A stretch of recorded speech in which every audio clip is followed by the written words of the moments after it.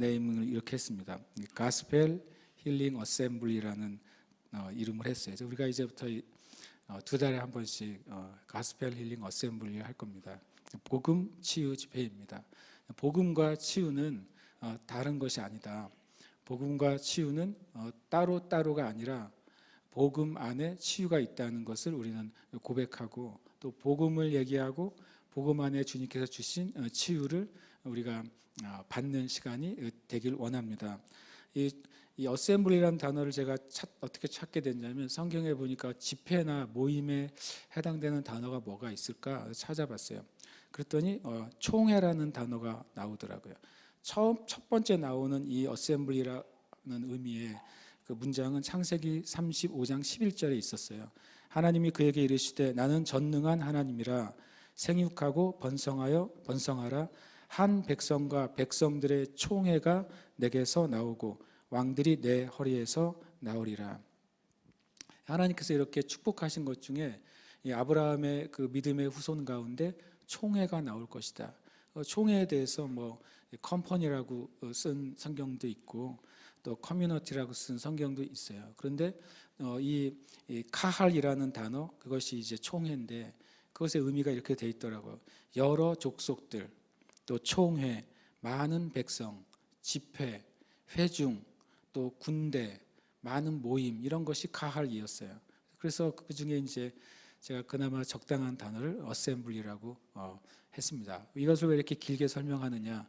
앞으로 우리 교회가 복음 치유 집회를 길게 할 거니까 주님 오시는 날까지 하게 되기를 축복합니다. 왜냐하면 이런 운동이 사라졌어요. 실은 이런 운동을 마지막으로 했던 하나님의 종이 있다면 빌리 그레이엄 목사님이죠. 빌리 그레이엄 목사님이 수년 전에 돌아가셨죠. 그리고 실제적으로 어떤 이제 뭐 예언 집회나 따로 또 힐링 집회나 그다음에 또 어떤 이제 부흥회나 뭐 이런 건 회개를 위한 부흥회 또는 뭐 어떤 그런 모임은 지금도 계속 일어나고 있습니다. 그런데 놀랍게도 이 복음 집회는 안 일어나고 있어요. 그게 무슨 이유일까요? 왜냐하면 복음이 사람들에게 핍박을 받고 있기 때문이죠.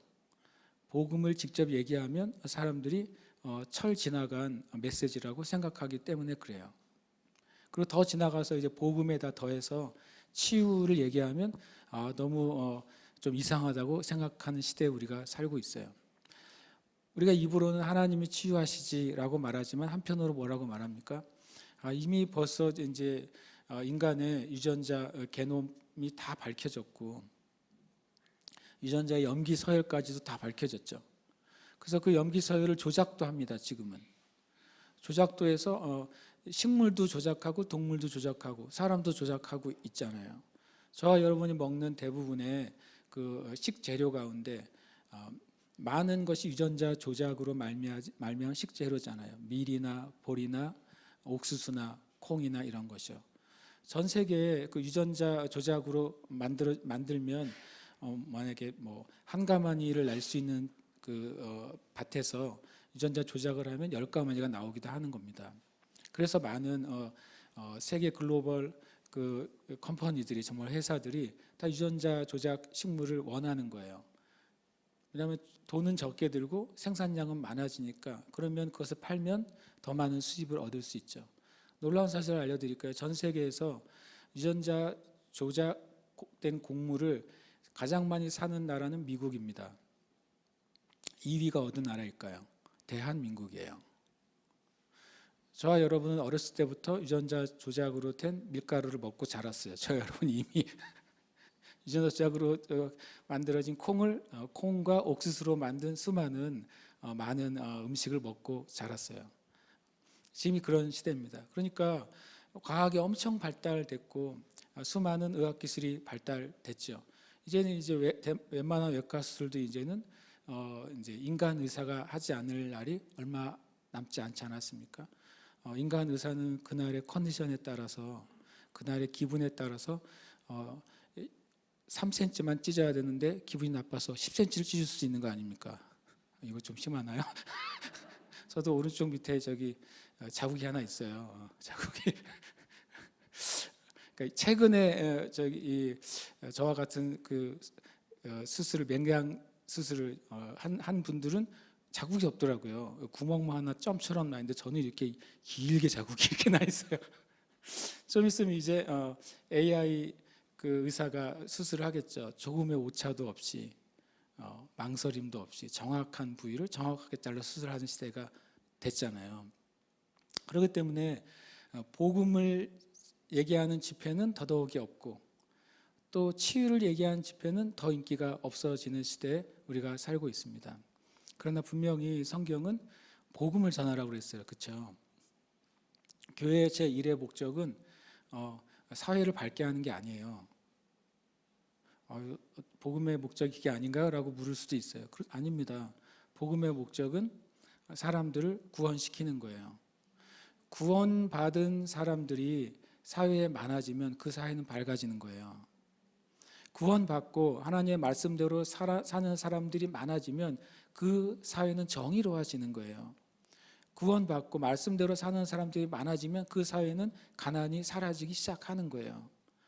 교회가 가난한 사람들을 도와서 가난한 사람이 사라지는 게 아니라 구원받는 사람들이 많아져서 그래서 구원받은 사람들이 이웃을 사랑하고 서로 돕기 시작할 때 그때 그 사회 가운데 가난이 사라지고 죄가 떠나가고 공의가 세워지는 거예요. 그것이 성경의 방법이라고 저는 굳게 믿습니다. 아멘. 당연히 교회가 사회를 위한 좋은 일들 당연히 해야 돼요. 근데 교회가 행할 수 있는 사회를 위한 최고의 좋은 일이 뭔지 아십니까? 복음을 전하는 거예요. 교회가 국가를 위해 할 수 있는 최고의 좋은 일이 뭐겠습니까? 복음을 통해 영혼을 치유하고 몸을 치유하는 거예요. 할렐루야. 아멘. 그래서 제가 이 이름 가지고 한참 얘기하는 겁니다. 이름 가지고 얘기할 일이 몇 번 없을 테니까. 그래서 우리 교회는 이제부터 복음 치유 집회를 하는 교회가 되었습니다. 아멘.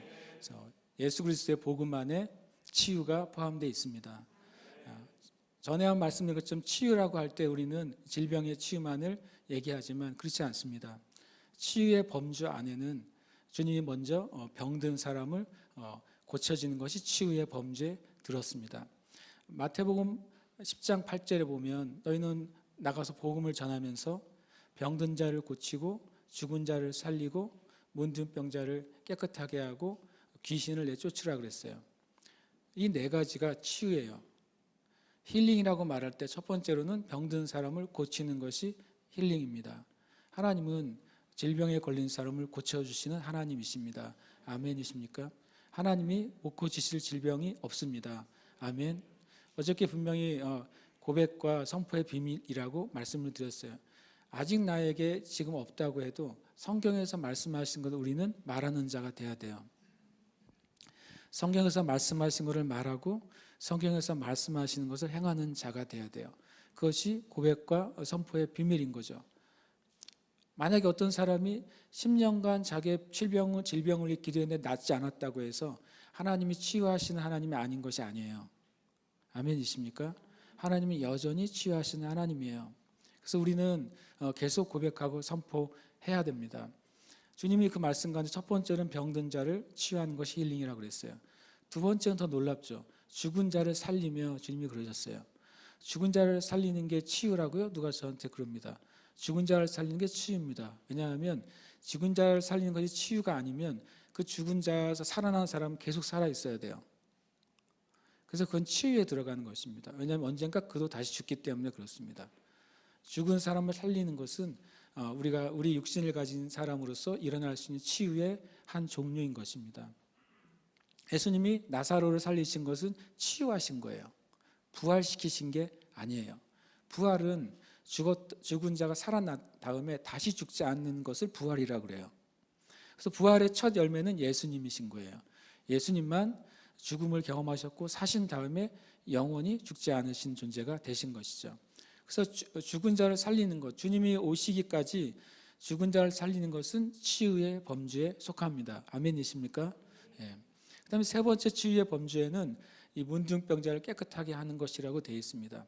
앞에 있는 첫 번째 병든 것 안에 문둥병이 속해 있지 않을까요? 라고 질문할 것입니다. 맞죠? 일반적인 문둥병, 구약에서 말하는 전염력이 있는 그런 피부 질환이죠. 그런 것도 질병에 속하죠. 그런데 왜 예수님께서 굳이 병든 자를 고치고 죽은 자를 살리고 거기 그 문둥병자를 깨끗하게 하라는 말을 왜 하셨을까요?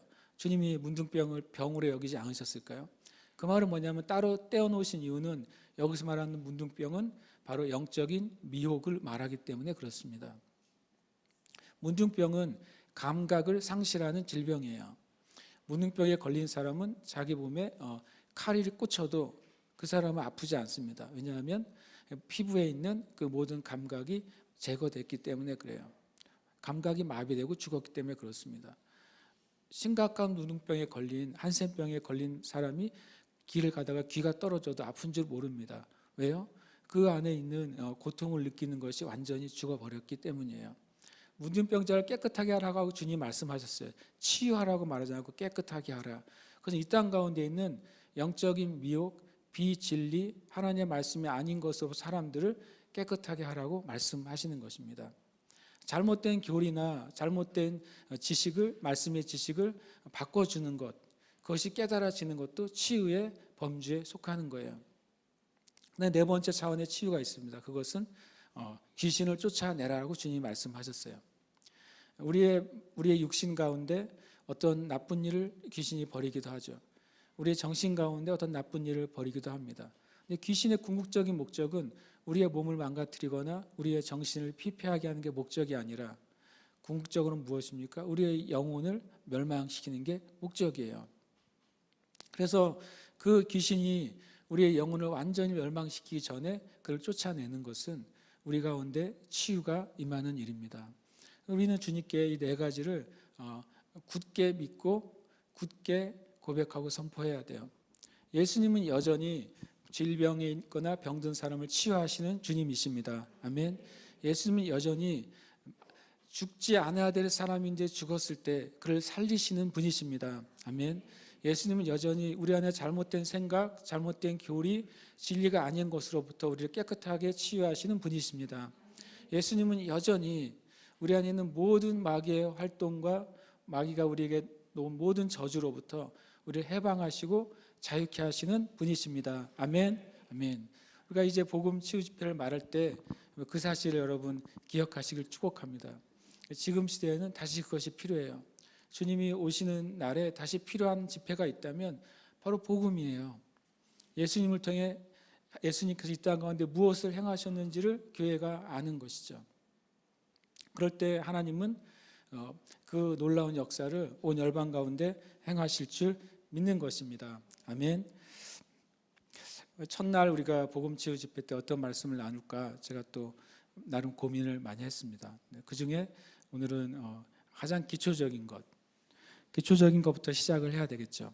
복음 치유에 대한 가장 기초적인 진리를 오늘 좀 나누고 기도하려고 합니다.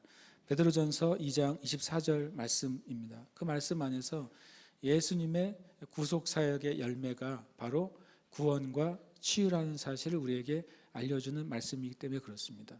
이 말씀은 너무나도 중요하기 때문에 여러분이 정말 마음에 새기시길 축복합니다. 그리고 이 말씀을 계속 고백하시기를 축복합니다. 이 말씀의 성경 구절을 표시해 두고 그것을 할 수 있으면 벽에 붙여놓고 여러분 스마트폰에 그 말씀을 보이게 해놓고 할 수 있으면 카톡 푸사를 이 말씀으로 바꿔놓고 그래서 이 말씀이 나와 완전히 하나가 돼서 이 말씀의 고백이 나의 고백이 되고 말씀의 진리가 내 삶의 법칙이 될 때까지 그렇게 하시기를 축복합니다. 아멘. 이 말씀은 이렇게 되어 있습니다. 함께 읽겠습니다. 친히 나무에 달려 그 몸으로 우리 죄를 담당하셨으니 이는 우리로 죄에 대하여 죽고 의에 대하여 살게 하려 하심이라. 그가 채찍에 맞음으로 너희는 나음을 얻었나니. 아멘. 세 번역 버전은 이렇게 됩니다. 그는 우리 죄를 자기의 몸에 몸소 지시고서 나무에 달리셨습니다. 우리의 죄를 주님의 몸에 지고서 나무에 달리셨다고 말합니다. 그 나무는 십자가를 의미하죠. 십자가의 주님이 고통을 당하시고 치욕을 당하시고 또 죽임을 당하셨어요. 그러면 주님이 우리의 모든 죄를 몸으로 지고 가셨기 때문에 주님이 죽으실 때 우리의 모든 죄도 어떻게 된 것입니까? 사라진 것입니다. 그리고 그것은 우리가 죄에는 죽고 의에는 살게 하시려는 것이었습니다. 그가 매를 맞아 상함으로 여러분이 나음을 입었도다 라고 하는 말씀입니다. 첫 번째 이것을 우리가 고백해야 되겠습니다. 함께 고백하겠습니다. 시작. 예수님은 우리의 구원을 위해 죽으셨다. 아멘. 이것은 뭐 당연히 우리가 나에 대해서 고백하게 되죠. 예수님은 나의 구원을 위해 죽으셨습니다. 이게 복음의 제일 중요한 문장이죠. 예수님은 나의 구원을 위해 죽으신 거예요. 다른 어떤 것이 아니라 저와 여러분의 영혼의 구원을 위해서 죽으신 것이죠. 저와 여러분이 구원받지 않으면 안 되는 상태에 있었기 때문에, 구원받지 않고서는 이 땅에서 누릴 수 있는 그 어떤 것을 누려도 그것은 아무 가치도 없기 때문입니다. 구원받지 않으면 저와 여러분이 아무리 부하게 돼도 그것은 아무 가치가 없어요. 구원받지 않으면 여러분과 제가 대통령이 되어도 아무 가치가 없어요. 대통령이 가치 없다는 말이 아닙니다. 구원받지 않은 그의 영원한 삶에는 그 자체가 가치가 없다는 것입니다. 저와 여러분이 구원받지 않으면 우리의 삶에서 성취하는 모든 성취가 아무 의미가 없게 됩니다. 그러나 여러분과 제가 구원받았다면 그 다음부터 우리에게 주어지는 성취는 정말 중요하고 의미가 있는 것이 되는 것입니다. 저 여러분이 구원받았다면 우리의 삶에서 주님이 이루길 원하시는 그 모든 일들은 진짜 의미가 있게 되는 것입니다. 예수님은 우리의 구원을 위해 죽으셨어요. 그것을 잘 기록해 준 말씀이 이사야 53장 11절 말씀이에요. 이사야 53장 11절에 이렇게 말씀하고 있습니다. 그가 자기 영혼에 수고한 것을 보고 만족하게 여길 것이라. 이사야 53장은 예수님의 의로우신 종이신 예수님의 죽음과 그 죽음의 결과를 우리에게 가르쳐주는 말씀이에요. 참 놀랍게도 이 놀라운 구원과 치유의 복음의 말씀이 유대인들에게는 가려져 있다는 사실을 아십니까? 유대인들이 이사야 52장까지는 읽다가 53장은 읽지 않습니다. 랍비들이 그렇게 가르치고 있습니다. 지금도 이사야 53장은 유대인에게 해당되는 말씀이 아니라고 가르칩니다. 정말 신기하지 않습니까? 실제로 이사야 53장을 유대인들에게 읽어주려면 거부한다고 합니다. 왜냐하면 그것은 어렸을 때부터 읽으면 안 되는 장이 되었기 때문입니다. 정말 믿을 수 없지만 그게 사실이에요. 그래서 유대인들을 전도할 때 그에게 이사야 53장을 읽어주고 그 의미를 설명할 때 많은 사람들이 예수님을 만나게 된다는 것입니다. 그리고 전에 이스라엘의 그 성서공회에 있는 그 목사님이 한국에 와서 유대인 목사님이죠. 그분이 집회를 할 때 제가 찾아갔었어요. 찾아가서 그 모임하는데 그분이 그러셨습니다. 많은 유대인들이 이사야 53장으로 복음을 전해서 들었을 때 그 사실이 정말 사실인지 확인하기 위해서 이스라엘 성서공회 건물에 와서 물어보러 온답니다. 근데 많은 유대인들이 참 신기하게도 정문으로 다 안 들어온대요. 전부 다 후문으로 들어온답니다. 왜냐하면 이스라엘 성서공회를 정통 유대인들이 지켜보고 있기 때문에 누가 어느 유대인이 이스라엘 성서공회에 들어가는지를 망원경으로 보고 있답니다.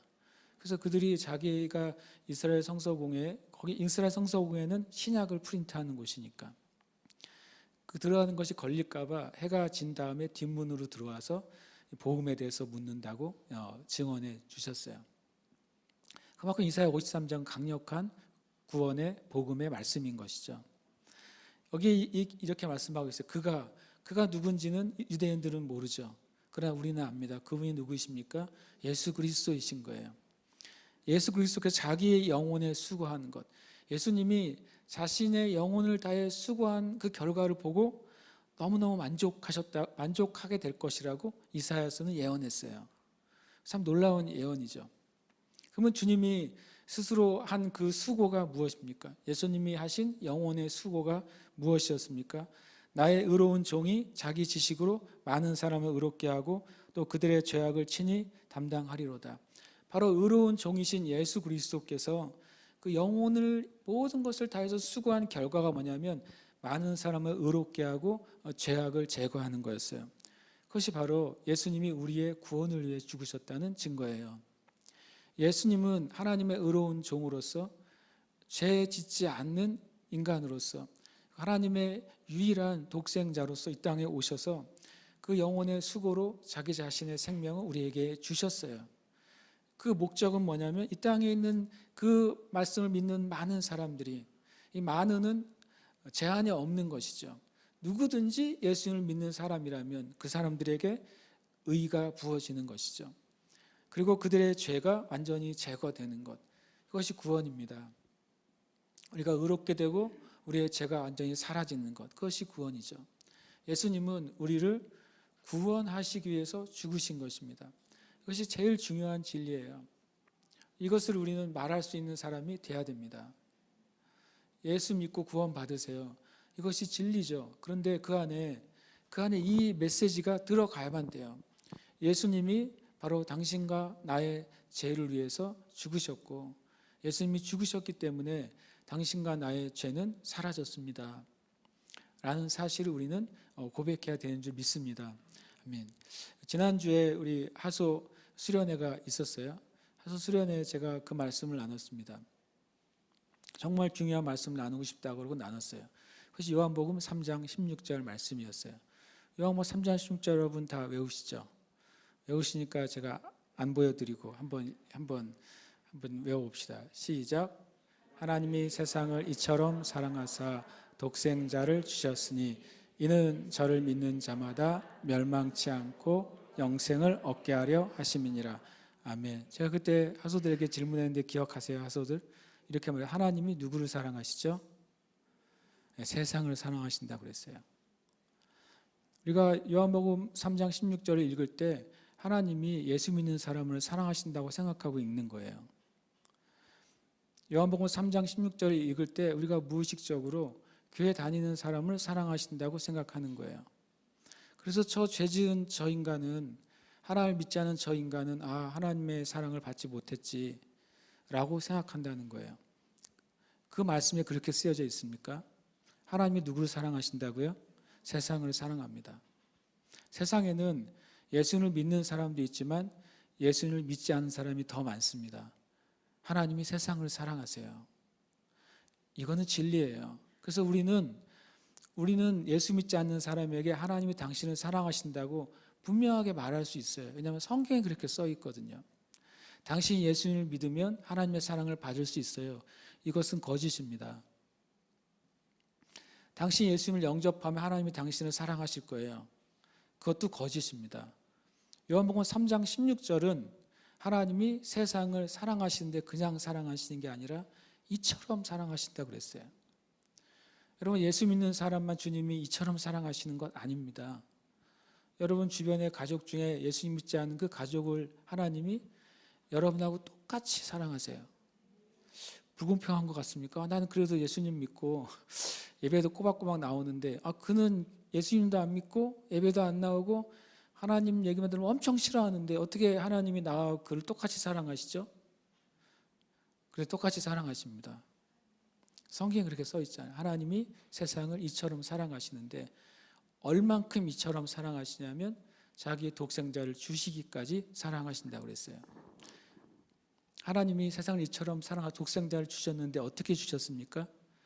죽이면서 주셨어요. 그게 하나님이 세상을 사랑하신 방법이었어요. 하나님이 예수 믿는 사람만을 위해서 예수님을 죽이신 게 아닙니다. 하나님은 예수님 믿지 않는 사람을 위해서 예수님을 죽이셨고 예수님을 대적하는 사람들을 위해서도 예수님을 죽이셨어요.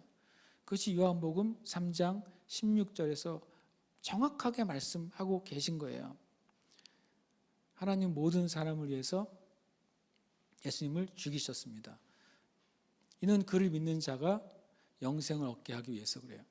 우리는 이것을 말해야 돼요. 예수님은 우리의 구원을 위해서 죽으셨어요. 예수는 우리의 구원을 십자가에서 죽으신 것이죠. 근데 그 우리는 이 세상에 다 포함되는 거예요. 그래서 우리는 무엇을 전해야 되냐면 하나님이 여러분에게 뭐가 없다고요? 감정이 없습니다. 이 사실을 전해야 돼요. 하나님은 예수님을 안 믿는 사람들에게 전해야 돼요. 우리가 하나님은 이미 당신에게 아무런 감정이 없어요. 하나님은 당신과 이미 화해했습니다. 누구 때문에요? 예수님을 죽이셨기 때문에요. 예수님을 죽이셨다고 말씀해 놓고 우리가 이렇게 전하면 안 됩니다. 당신이 예수님을 믿으면 하나님과 화해가 됩니다. 거짓말이에요. 그 말씀을 제가 한 말을 잘 새겨 들으시길 축복합니다. 하나님은 예수님을 십자가에 못 박게 하실 때 이미 세상과 화해를 끝내신 거예요. 내가 예수님 믿을 때 그때 예수님을 못 박으시는 게 아니에요. 예수님이 못 박혀 죽으셨고 부활하셔서 우리 죄를 위한 모든 값을 이미 다 치르셨어요. 근데 우리가 그렇게 전하면 되겠습니까? 당신 예수님을 믿으면 하나님의 사랑을 받게 될 것입니다. 아닙니다. 하나님이 이 세상을 이처럼 사랑하셔서 예수님을 죽이면서 주셨고 이미 우리에게 화해가 끝났어요. 그럼 우리가 예수님 믿는 게 무슨 의미입니까? 주님은 이미 화해하셨고 우리에게 어떤 감정도 없으세요. 근데 우리가 그 하나님의 화해를 내가 받아들이느냐 받아들이지 않느냐예요. 받아들일 때 주님이 죄를 용서하시는 게 아니에요. 이미 용서하셨다니까요. 주님의 용서를 받아들이거나 드리지 않거나입니다.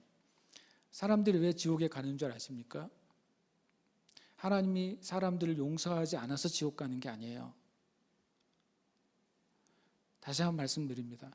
왜 사람들이 지옥 가냐면 하나님이 그들의 죄를 용서하지 않기 때문에 지옥 가는 게 아닙니다. 하나님 이미 예수 그리스도를 통해서 온 세상의 죄를 다 용서했다고 성경에 써 있어요. 왜 지옥 가냐면요. 첫 번째로는 이 땅의 사람들이 하나님이 내 죄를 용서하셨다는 사실을 몰라서 지옥 가는 것입니다. 내가 죄인인데 내 죄가 예수 그리스도를 통해서 이미 용서함을 받았다는 사실을 몰라서 지옥 가요. 아무리 좋은 서비스가 있어도 내가 모르면 못 누리는 거 아니에요. 그렇죠? 모르면 못 누리는 거예요. 제가 어렸을 때 부흥 집회에 갔을 때 그 목사님이 이런 설명을 했습니다. 그게 사실인지 아닌지 모르겠지만 어떤 사람이 크루즈 여행을 하고 싶어가지고 유람선을 타고 싶어서 그 몇 달짜리 크루즈 여행을 위해서 돈을 엄청 수년간을 모았다는 겁니다. 그래서 많은 돈을 지불하고 그 크루즈에 탔어요. 자기가 있는 돈을 다 써서 그 표를 산 거예요. 그래서 이제 한 몇 달짜리 이제 정말 세계 여행을 하게 된 것이죠. 근데 이 사람은 이 표를 사기 위해서 모든 돈을 다 썼기 때문에 그 안에서 뭔가를 마음껏 사 먹지도 못하고 거기에 있는 많은 것을 제대로 누리지도 못하고 며칠을 지났어요. 그러니까 자기가 싸온 도시락도 다 먹고 더 이상 이제 내 돈이 없으니까 사 먹지를 못하는 거예요. 그때 승무원이 지나가면서 보니까 어떤 한 사람이 다른 사람은 너무너무 행복하게 해피하게 이 크루즈 여행을 하고 있는데 이 사람은 엄청 불쌍한 상태로 엄청나게 화려한 크루즈에서 불쌍하고 굶주리고 피곤하고 힘든 상태로 있는 거예요. 그래서 승무원이 물어봤어요. 무슨 문제가 있습니까? 그랬더니 솔직히 내가 고백을 하면 내가 있는 돈을 다 써가지고 이 승선하는 표밖에 티켓밖에 사지 못했고 다른 부재시설을 이용할 수 있는 돈이 나에게 없습니다. 그래서 간신히 그냥 이 크루즈에 탄 것만으로도 나는 내 꿈을 이뤘기 때문에 그것만으로 만족하고 견디겠습니다. 그랬더니 그 승무원이 크게 웃으면서 얘기했다는 거예요. 아니 선생님, 당신이 산 티켓 안에는 3개월 동안 이 크루즈에 있는 모든 시설을 이용할 수 있는 티켓입니다라고 말했다는 거예요. 티켓 안에 크루즈 안에 있는 모든 음식과 모든 놀이시설과 모든 것을 풀로 3개월 내내 이용할 수 있는 것이 그 안에 있었다는 거죠. 여러분 아십니까? 사람들이 그래서 지옥 가요. 하나님이 이미 온 세상과 화해하셨다는 사실을. 만약에 예수님을 죽였는데도 화해가 안 됐으면 예수님 왜 죽으신 것입니까? 예수님을 죽였는데도 아직도 화해가 안 되는 인간들이 존재하면, 예수님을 이 땅에 있는 죄를 제거하시기 위해서 죽으셨는데 저 폭탄 테러를 하는 무슬림들은 용서가 안 돼. 사람들을 잔인하게 학대하는 저 공산주의 세력은 용서가 안 돼. 만약 하나님이 그러신다면 예수님의 죽음은 불완전한 죽음이죠. 예수님의 속죄는 불완전한 속죄예요. 그러나 우리는 무엇을 고백합니까? 예수님의 죽음은 완전하신 죽음이었어요. 예수님의 죽음은 모든 죄를 완벽하게 제거하신 속죄의 죽음이었어요. 그렇습니까? 아멘. 그래서 우리는 그걸 말해야 돼요. 하나님이 당신을 사랑하시고 당신의 죄는 예수 그리스도 안에서 이미 사하졌습니다. 그것을 알 때 누릴 수 있는 거예요. 알기 전에는 누리지 못하는 것이죠. 또 하나 사람들이 지옥 간 이유는 그것을 받아들이지 않기 때문이에요. 내가 죄인이고 하나님이 나를 사랑하시고 예수님을 죽이셔서 나의 죄를 제거하셨다는 사실을 내가 받아들이거나 그것을 인정하지 않기 때문에 지옥에 가는 거예요. 하나님은 구원의 일을 끝내셨어요. 하나님은 속죄의 일을 끝내셨어요. 하나님이 우리와 화해하셨습니다. 우리가 그것을 전하는 것이 우리의 일이요, 그것을 받아들이게 되는 것이 하나님의 은혜인 거예요. 이것이 예수님이 우리의 구원을 위해 죽으셨다고 성경에서 말씀하시는 증거인 것입니다. 그래서 그것을 설명하는 과정이 바로 우리가 잘 아는 유명한 이사야 53장 4절 5절인 것입니다. 아까 말한 예수님이 자기의 영혼의 수고 때문에 사람들이 구원받은 것 때문에 만족하셨어요. 그럼 주님이 하신 영혼의 수고의 내용이 뭡니까? 주님의 온 영혼을 다해서 수고하신 일, 그것이 바로 이것입니다. 주님이 우리의 질고를 지고 우리의 슬픔을 대신 당한 것, 그것이 예수님의 영혼의 수고였던 것입니다. 주님은 주님의 모든 생명을 다해서 우리의 질고를 지고 우리의 슬픔을 다 당하셨어요. 조금 전에 말한 것처럼 만약에 하나님의 그 속죄에 해당되지 않는 인류가 누군가가 있다면 예수님의 속죄의 죽음은 불완전한 것이죠. 그러나 예수님은 이미 완전한 죽음을 죽으셨기 때문에 모든 사람에 대한 속죄는 이루신 거예요. 마찬가지로 예수님의 영혼의 수고가 이것이라면, 예수님의 영혼의 수고가 우리의 질고를 지고 우리의 슬픔을 당하신 것이라면, 근데 만약에 저와 여러분 안에 주님이 지고 가지 않은 질고가 나에게 남아있고 주님이 가져가지 않은 슬픔이 남아있다면 주님의 영혼의 수고는 또 어떤 것이 됩니까? 불완전한 것이 되죠. 근데 예수님의 영혼의 수고는 만족스러운 것이었어요. 완전한 것이었어요. 그러면 예수님은 그 영혼의 수고를 통해 우리의 모든 질고를 지고 가신 것이 맞습니까? 아멘. 그것이 맞아야 되는 것이죠. 그럼 맞다고 성경은 말씀하고 있는 거예요. 예수님이 우리의 모든 슬픔을 당하신 것이 맞습니까? 아멘. 그럼 우리가 이 말씀이 나에게 받아들여지고 이 말씀이 믿어질 때 우리에게는 무엇이 없게 되는 것입니까? 여기서 말하는 질고와 슬픔은 우리에게 없는 거예요. 아멘이십니까? 이 질고라는 단어의 원래 의미가 뭐냐면 질병입니다. 히브리어의 원어의 의미를 그대로 바로 번역했다면 이것은 우리의 질병이라고 번역을 해야지 맞습니다. 슬픔은 뭐냐면 원래 히브리어 원어의 의미는 고통을 의미합니다. 고통이 두 종류가 있어요. 심령의 고통이 있고 마음의 고통이 있습니다. 그리고 또 하나는 육신의 고통이 있어요. 이 사실은 우리에게 큰 도전을 주는 말씀이에요. 왜냐하면 여전히 우리의 삶 가운데 크고 작든 질병이 우리 가운데 있는 경우가 많기 때문입니다. 여전히 우리의 삶 가운데 어떤 크고 작은 고통이나 우리의 마음의 불편함들이, 또 우리의 육신의 불편함들이 많이 남아있는 경우가 사실이기 때문에 그렇습니다. 그래서 이 말씀을 내가 그대로 고백하고 선포하는 것은 도전이에요. 그러나 이 성경의 말씀을 하나님께서 당연히 고치실 생각이 없겠죠. 이걸 고치실 생각이 없으세요. 왜냐하면 하나님, 예수님께서 하시는 일이 이미 끝났기 때문에 이 구절을 고치실 수가 없어요. 이 구절은 사실인 것이죠. 예수님께서 우리의 모든 질병을 지고서 가셨어요. 마치 이사할 때 깨끗하게 다 치워가지고 이사해서 간 것과 같아요. 이사를 제대로 다 깨끗하게 갔다면 남은 짐이 있어야 됩니까? 없어야 됩니까? 없어야 되죠. 그냥 깨끗한 상태여야 되는 것입니다. 예수님이 우리의 모든 질병을 다 깨끗이 청소해서 가지고 십자가로 가져가서 끝내셨다고 성경은 말씀하시는 거예요. 그러면 우리에게 질병이 없는 것입니다. 그것이 하나님의 차원에서 이루어진 거예요. 예수님이 이렇게 말씀하셨죠. 뜻이 하늘에서 이루어진 것 같이. 하나님의 뜻은 이미 하늘에서 이루어졌어요. 성취가 된 것입니다. 그래서 주님이 뭐라고 우리 보고 기도하라고 가르치셔 주셨냐면 뜻이 하늘에서 이루어진 것 같이 땅에서도 이루어지이다라고 기도하라는 거예요.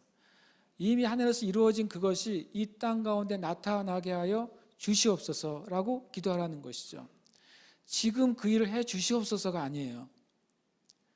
지금 이 일이 이루어지게 해 주시옵소서가 아니라 우리를 향한 하나님의 뜻은 이미 성취가 된 것이 지금 이때 나타나게 해 주시옵소서. 또 나타날지어다. 나타날 것을 믿습니다 라고 기도하라고 주님이 가르쳐 주신 것이죠. 주님은 이미 우리의 질병을 지고 가셨어요. 여전히 우리에게 어떤 질병의 증상이 있습니다. 주님은 우리의 모든 고통, 마음과 육신의 고통을 가지고 일을 끝내셨어요. 그러나 여전히 우리 가운데 그것이 있어요. 그래서 우리에게 뭐가 필요합니까? 고백과 선포가 필요한 거예요. 그리고 믿음의 행동이 필요한 거예요. 주님은 이 일을 하셨기 때문에 그렇습니다. 근데 그 바로 밑에 보면 우리는 생각하기를 그는 징벌을 받아 하나님께 맞으며 고난을 당한다 하였노라. 주님이 이루신 것을 사람들은 오해하고 있다고 말씀하고 있습니다. 근데 그 오해는 지금도 하고 있어요. 우리는 이렇게 말하는 것입니다. 하나님의 뜻이라면 당신이 치유를 받을 것입니다. 주님의 뜻이라면 저를 치유해 주세요. 라고 우리는 주님께 기도하고 말하는 것입니다. 그러나 성경은 그렇게 말씀하고 있지 않습니다. 주님이 이미 우리의 모든 질병과 이 땅에 있는 고통을 가져가셨다라고 선포하신 것입니다. 그 다음 말씀에 이어서 한 번 더 그것을 자세하게 설명해 주십니다. 주님이 어떤 방식으로 지고 가셨는가, 어떤 방식으로 당하셨는가를 말씀하고 있습니다. 주님이 4가지 방식으로 당하셨어요. 그리고 지고 가셨어요. 주님이 대신 찔리셨고, 주님이 대신 상하셨고, 대신 징계를 받으셨고, 대신 채찍에 맞으셨어요. 주님이 우리 안에 있는 질병과 고통을 지고 가시고 당하신 4가지 방법이에요. 이것을 아까 11절은 뭐라고 말했습니까? 바로 예수 그리스도의 영혼의 수고라고 그랬어요. 주님이 그 영혼을 다 들여서 수고하셨어요. 우리를 구원하시기 위해서. 수고하신 그 결과가 바로 우리 안에 있는 질병과 고통을 제거하시는 수고였어요. 그리고 그 수고하시는 방법이 바로 창에 찔리시고, 그리고 상하시고, 그리고 징계를 받으시고 채찍을 맞으시는 방법이었어요. 그것을 통해서 우리에게 사라진 것들이 있습니다. 우리 안에 있는 허물과 죄가 사라졌어요. 그리고 우리 안에 평화가 임해 있어요. 그리고 우리에게 이미 치유가 임해 있습니다. 우리는 그것을 이제는 누려야 되는 것이죠. 그것을 우리가 이제 고백해야 되는 거예요. 우리가 믿음으로 고백할 때 우리는 그것을 얻게 되는 것입니다. 우리가 복음 치유 집회를 제 마음에 주님이 하라고 하는 것은 저에게도 도전이었어요. 왜냐하면 저는 구체적인 치유 사역을 위한 어떤 훈련을 받거나 그런 과정을 해본 적이 없습니다. 그리고 또 정말 안타깝게도 신대원에서 치유라는 과목을 배워본 적이 없습니다. 주님, 만약에 대한민국의 신학교나 신대원에서 치유라는 과목이 있게 되면 우리나라의 부흥이 엄청 빨리 올 것 같아요. 그렇죠? 근데 외국의 집회나 보면 이런 표현이 많이 있어요. 디바인 힐링, 신적인 치유, 거룩한 치유, 디바인 헬스, 신적인 건강, 하나님의 건강, 이런 표현들이 메시지 때 책 안에 많이 있는 것이죠. 그러나 한국의 교회 안에는 그런 표현 자체가 없어요. 신적인 치유, 신적인 회복, 신적인 건강이라는 단어들이 아주 소수의 몇 분의 그 사역을 하는 분들에 의해서만 말합니다. 여러분, 힐링 사역은 따로 교회 밖에서 해야 되는 사역이 아닌 것입니다. 지금 12명의 제자 가운데 니네 3명은 힐링 사역만 해라라고 말씀하신 게 아닌 것처럼 모든 사도들이, 초대교회의 모든 성도들이 복음을 전하고 똑같이 힐링 사역을 했던 것처럼 지금 이 땅의 교회는 힐링 사역이나 예언 사역이나 어떤 그런 것들이 교회 밖에서 따로 이루어져 있어요. 그래서 교회가 건강해지지 않는 것입니다. 그래서 교회에 그 일이 일어나지 않는 거예요. 교회에서 그 일을 하도록 주님께서 부르신 거예요, 우리를요. 그래서 저도 이제 그 사역을 할 겁니다. 여러분도 그 사역을 할 겁니다. 그냥 그게 교회의 본질이니까. 그게 교회의 본질이죠. 복음을 전하고 영혼들이 구원받고, 복음을 전하고 하나님의 치유가 그 온 영혼 몸에 임하는 것, 그것이 성경에서 교회를 통해 하길 원하시는 하나님의 계획이 아니겠습니까? 왜냐하면 에베소서 1장에 뭐라고 말씀하고 있냐면 바로 교회는 예수님의 몸이라고 말했고, 그 교회는 하나님의 충만한 것이 거한 충만이라고 말했어요. 그러니까 교회 안에 하나님의 충만한 것이 충만하게 있어야 돼요. 교회 안에 하나님의 구원의 메시지가 충만하게 있어야 돼요. 교회 안에 하나님의 치유의 메시지가 충만하게 있어야 돼요. 하나님의 회복의 메시지가 교회 안에 충만하게 있어야 됩니다. 아멘. 그래서 우리는 이 이사야 53장 11절 말씀 우리는 선포해야 되고, 이사야 53장 3절, 4절, 5절 말씀 우리는 선포해야 되는 줄 믿습니다. 아멘. 근데 이 말씀이 이 구약에서만 있는 말씀이었느냐? 그렇지 않은 것이죠. 이 말씀 같이 읽겠습니다. 시작. 예수님은 우리의 구원을 위해 십자가에서 죽으셨다. 아멘. 베드로전서 2장 24절 다시 이 말씀이죠. 우리의 친히 나무에 달려라고 말했습니다. 친이란 말이 재밌습니다. 주님이 이사야 보고 네가 달려야겠다라고 말씀하지 않으신 거죠. 주님이 베드로 보고 네가 수제자니까 네가 달려야겠다. 네가 달리면 내가 너를 다시 살려주마 라고 말씀하시지 않은 거예요. 믿음의 조상 아브라함 보고 하나님께서 네가 십자가에 달려야겠다 말씀하시지 않았어요. 오직 예수님만 십자가에 달릴 수 있는 유일한 자격을 갖추신 분이었기 때문에 예수님만 친히 나무에 달리실 수 있었어요. 예수님 십자가에 달리셨을 때 첫 번째로는 그 몸으로 우리 죄를 담당하셨다고 말씀하고 있고요. 이사야 53장 말씀이죠. 이는 우리로 죄에 대하여 죽고 의에 대하여 살게 하려 하심이라. 이사야 53장 11절의 말씀이죠. 예수님이 십자가에 달리신 것은 우리를 구원하시기 위해서 십자가에 달리신 것입니다. 이것이 바로 예수님이 몸을 십자가에 달리심으로 우리를 대신해서 죽으신 구속 사역인 것입니다. 구속은 바로 대신 값을 치르는 것을 의미합니다. 대신 우리가 치러야 될 값을 예수님이 십자가에 달리심으로 치르셔서 우리가 영혼의 구원을 받게 된 것이죠. 여러분, 영혼의 죄는 어떤 결과를 가져왔습니까? 우리가 아담과 하와 이야기를 통해서 압니다. 죄가 아담과 하와를 통해 이 땅에 들어왔을 때 그 다음에 무엇이 따라 들어왔습니까? 사망이 따라 들어왔어요. 죄가 우리에게 들어왔을 때 사망이 따라 들어왔고 사망의 전조들인 질병이 따라 들어온 거예요. 그래서 예수님께서 십자가에서 우리의 영혼의 구원을 위해서 죽으셨을 때 그 사망의 권세가 꺾인 것이죠. 그러면 똑같이 사망에 이르게 하는 무슨 권세도 꺾인 것입니까? 질병의 권세도 꺾이게 된 것입니다. 그래서 예수님께서 십자가에 죽으셨을 때 먼저는 우리의 구원을 위해서 그 일을 행하신 것입니다. 마지막 말씀입니다. 함께 읽겠습니다. 예수님의 십자가의 구속에는 구원과 치유가 있다. 아멘. 3단계죠. 첫 번째는 뭡니까? 예수님 우리의 구원을 위해 죽으셨어요. 예수님 우리의 구원을 위해 십자가에서 죽으셨습니다.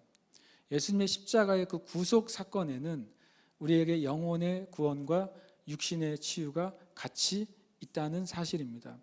우리는 그 사실을 분명히 굳게 붙잡아야 되겠습니다. 다시 이 말씀을 살펴봅시다. 베드로전서 2장 24절에 보면 친히 나무에 달려 그 몸으로 우리 죄를 담당하셨으니, 이것이 예수님께서 우리의 구원을 위해서 십자가에서 행하신 구속 사역이에요. 이는 그 목적은, 주님이 십자가에서 달려 죽으신 목적을 첫 번째로는 우리로 죄에 대하여 죽고 의에 대하여 살게 하려 하심이라. 이것이 영혼의 구원입니다. 그 다음에 뭐라고 되어 있습니까? 그가 채찍에 맞음으로 너희는 나음을 얻었나니. 바로 이렇게 십자가의 구속의 사역은 두 가지 열매를 가져왔어요. 우리의 영혼의 구원과 더불어서 우리의 육신의 치유를 가져온 것입니다. 그래서 우리가 이 사실을 굳게 믿으면 굳게 설 것입니다. 이사야 말씀에 그 말씀이 있어요. 너희가 굳게 믿으면 굳게 설 것이다. 굳게 믿지 않으면 넘어지게 될 거라고 말씀하는 것입니다. 바로 이 사실을 우리는 근거해서 우리가 기도해야 돼요. 예수님이 나를 위해 죽으신 것이 사실이고 그것이 내가 정말 믿어진다면 나는 두 가지를 얻은 거예요. 내 영혼의 구원과 육신의 치유를 얻은 것입니다. 저 여러분이 죽을 때 구원받지 않죠. 죽을 때 영생 얻지 않습니다. 예수를 믿는 자는 영생을 얻었나니라고 말씀하시는 거예요. 그럼 똑같이 예수를 믿는 자는 무엇을 얻었습니까? 치유를 얻은 것입니다. 아멘. 많은 사람이 지옥에 가는 이유가 주님이 우리의 죄를 용서하셨다는 사실을 모르기 때문이고, 주님이 나의 죄를 용서하셨다는 사실을 내가 받아들이지 않기 때문이라고 말씀을 드렸어요. 많은 그리스도인들이 구원받았음에도 불구하고 하나님의 치유를 받지 못하는 이유는 이것이 예수 그리스도의 십자가의 구원 안에 속해 있다는 사실을 모르기 때문입니다. 그리고 그것을 마음을 다해 그걸 받지 못하기 때문이에요. 예수님을 믿지 않는 것은 죄죠. 그러나 내가 예수님 나를 위해 치유하셨다는 사실을 믿지 않는 것은 죄는 아니에요. 그렇지만 뭐가 됩니까? 우리에게 아주 심각한 손해가 되는 것입니다. 저와 여러분이 우리가 오늘 이후부터는 우리 교회는 복음 치유 집회를 하는 교회예요. 아멘이십니까? 그래서 이 말씀에 우리가 100% 동의해야 돼요. 예수 그리스도의 구속 사역에는 우리의 영혼의 구원과 육신의 치유가 속해 있습니다. 그것은 동일한 것입니다. 예수님의 구원, 예수님의 십자가의 은혜가 나의 죄를 가져가신 것이 확실하다면 예수님의 십자가의 은혜는 나의 질병을 가져가신 것도 확실한 것입니다. 이것은 동일한 거예요. 같은 것입니다. 그래서 우리는 같은 믿음을 가져야 되는 것이죠. 놀랍게도 예수님께서 병자를 치료하셨을 때 마태는 놀라운 사실을 깨달았어요. 마태복음 마태가 기록했잖아요. 마태레이가 기록할 때 뭐라고 기록했냐면 예수님께서 병자를 치료하셨을 때 그가 깨닫게 됐어요. 아, 예수님이 병자를 치유하신 것은 바로 선지자 이사야를 통해 하신 말씀을 맨 끝에 뭐라고요? 이루려 하심이라는 사실을 깨달은 거예요. 아, 선지자 이사야 53장 4절 5절의 말씀, 이사야 53장 11절의 말씀이 언제 성취됐을까?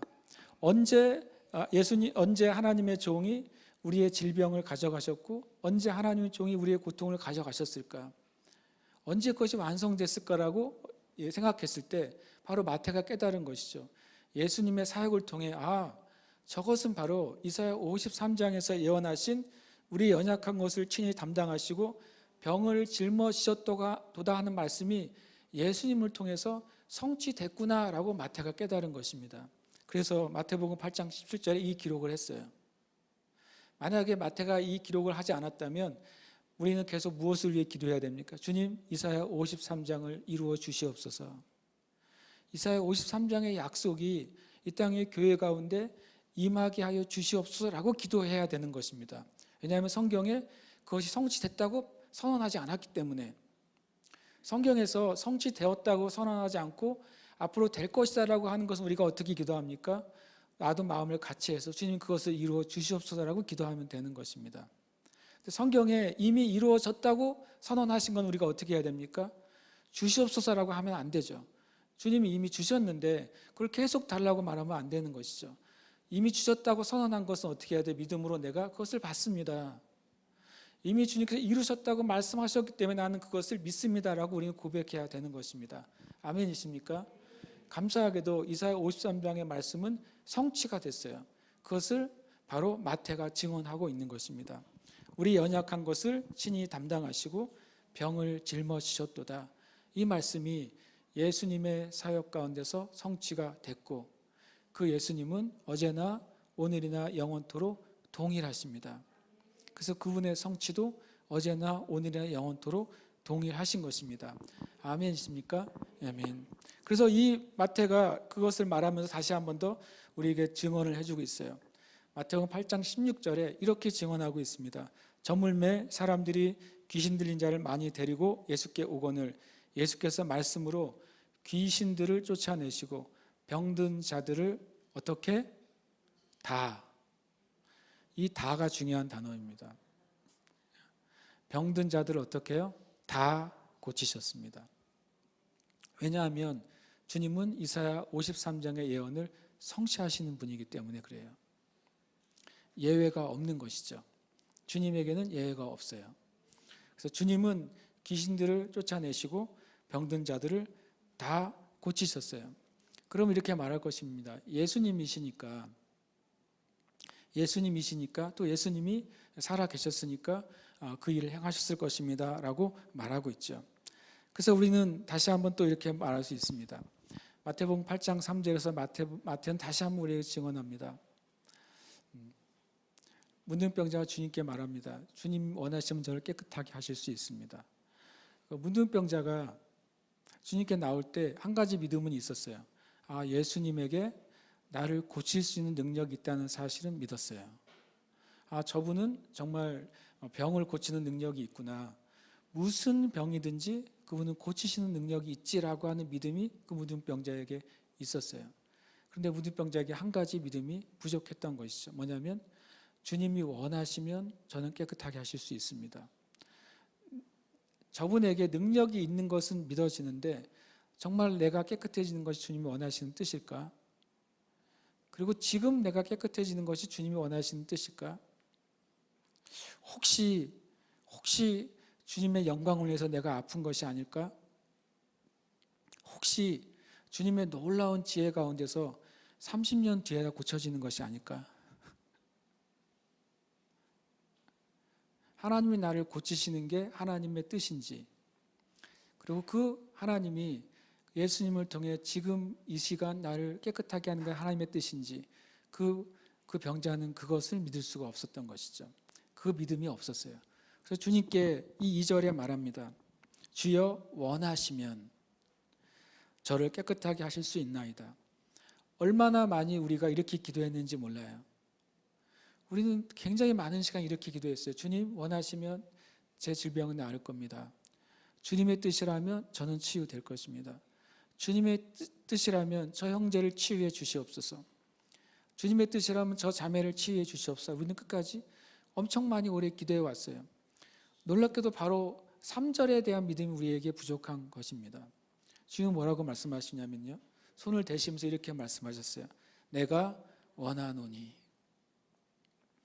주님은 치유의 능력이 있는 분일 뿐만 아니라 치유하기를 원하시는 분이에요. 치유해 주시기를 안달이 나셨어요. 왜냐하면 주님께 오는 사람을 다 치유하셨다고 말씀하거든요. 다라고 말씀하시고 모든 질병을 치유하셨다고 말씀하세요. 주님은 그 열정으로 가득하신 것이죠.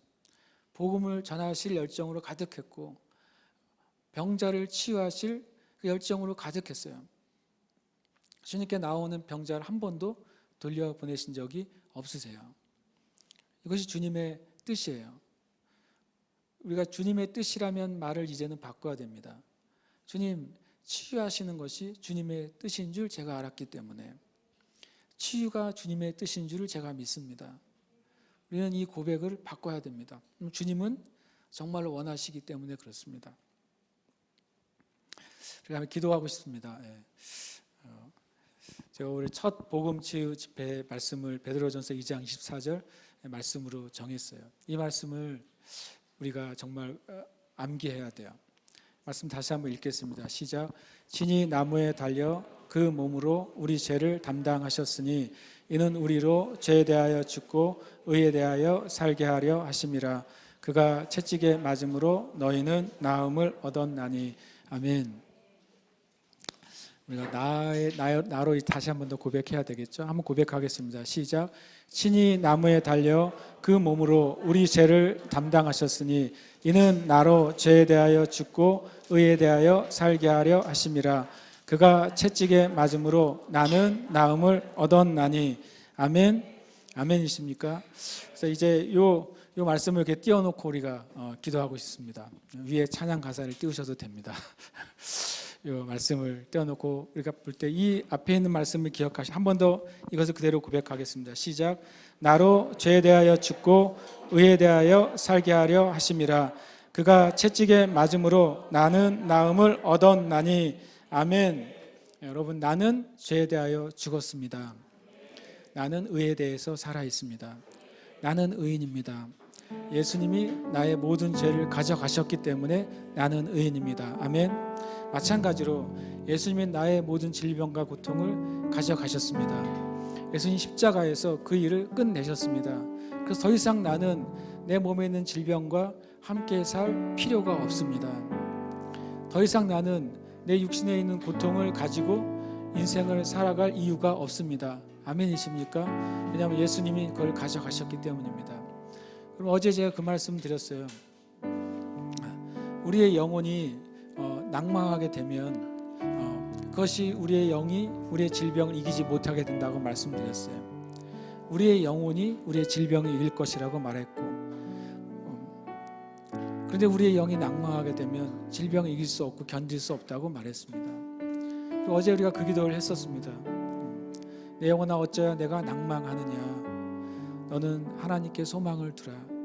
그가 나타나 도우심으로 반드시 우리에게 소망이 되실 것을 고백하자고 말씀을 드렸어요. 우리에게 여전히 우리 교회 안에도 형제 자매들 안에도 질병이 있습니까? 네, 있습니다. 육신의 고통을 가진 형제 자매들이 있습니까? 네, 있습니다. 그것이 오래된 질병이 있습니까? 당연히 있습니다. 그것은 아이들에게도 질병이 있고 고통이 있습니다. 성인과 어른들에게도 질병이 있고 고통이 있어요. 근데 하나님의 뜻은 무엇입니까? 하나님의 뜻은 우리가 복음의 진리를 받아들이고 영혼이 구원받는 게 하나님의 뜻입니다. 또 하나님의 뜻은 우리가 하나님께서 우리에게 주신 삶을 만족하게 누리면서 건강하게 주님의 뜻을 행하기를 원하시는 것이 하나님의 뜻입니다. 아멘이십니까? 그래서 오늘은 그것만을 붙잡고 우리가 가고 싶어요. 다른 이제 우리 질병의 원인들이 있겠죠. 그리고 하나님께서 우리를 치유하신 많은 방법들이 있을 겁니다. 저는 그것을 이제 우리가 복음 치유 집회 때 계속 하나하나 풀어가고 싶어요. 그러나 다만 이번에는 우리가 대원칙을 우리가 붙잡는 시간이 되기를 원하는 것이죠. 대원칙은 바로 이거예요. 대원칙은 예수님께서 십자가에 못 박혀 죽으셨을 때 구원과 치유를 완성하셨다는 것입니다. 예수님의 십자가의 구속 안에는 영혼의 구원만큼 똑같이 육신의 치유와 회복도 똑같이 담겨 있다는 것입니다. 아멘이십니까? 어떻게 보면 우리가 그동안 신앙적인 편식을 했어요. 쉽고 좋은 것만 먹은 것이죠. 내 영혼이 구원을 받았으니 괜찮아. 내가 몸이 좀 아파도 난 영혼을 구원을 받았으니까. 나는 이 땅을 살다가 좀 힘들지만 죽으면 영원 하나님 나라에 가면 거기에는 질병이 없잖아. 거기엔 눈물이 없고 거기엔 고통이 없으니까 내가 조금 참고 견디면 나는 영혼의 구원을 받았으니까 괜찮아 라고 우리가 그렇게 생각했던 것이 있습니다. 우리가 그 생각을 회개해야 되겠어요. 그리고 또 이렇게 말할 수도 있습니다.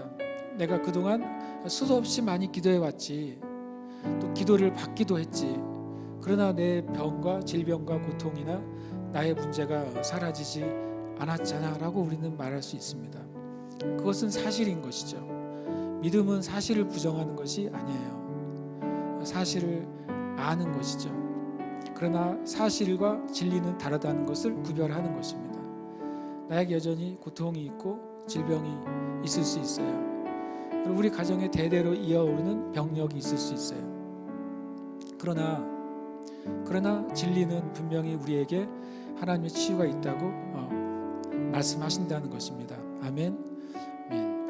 이게 어떻게 오늘 인도를 우리 박성희 권사님이 하셨는데 박성희 권사님이 전에 제가 이런 얘기를 들었어요. 박성희 권사님의 가정에서는 40대 이상 생존했던 남자들이 별로 없었다는 얘기를 들었습니다. 제가요. 많은 박성희 권사님의 그 가게에서 40대의 많은 남자들이 병으로 많이 죽었다고 저희가 들었었어요. 우리 교회 오셨을 때도 이제 40대였죠. 근데 박성희 권사님이 암이 걸렸죠. 마치 그 가게에 흐르는 그 사망의 저주처럼 권사님에게도 암이 찾아온 것이죠. 그때 저희 여기 계신 분들이 같이 함께 기도했습니다. 하나님이 어떻게 하셨습니까? 이 가정에서, 이 가게에서 보기 드물게 50살 이상 살고 있는 할렐루야.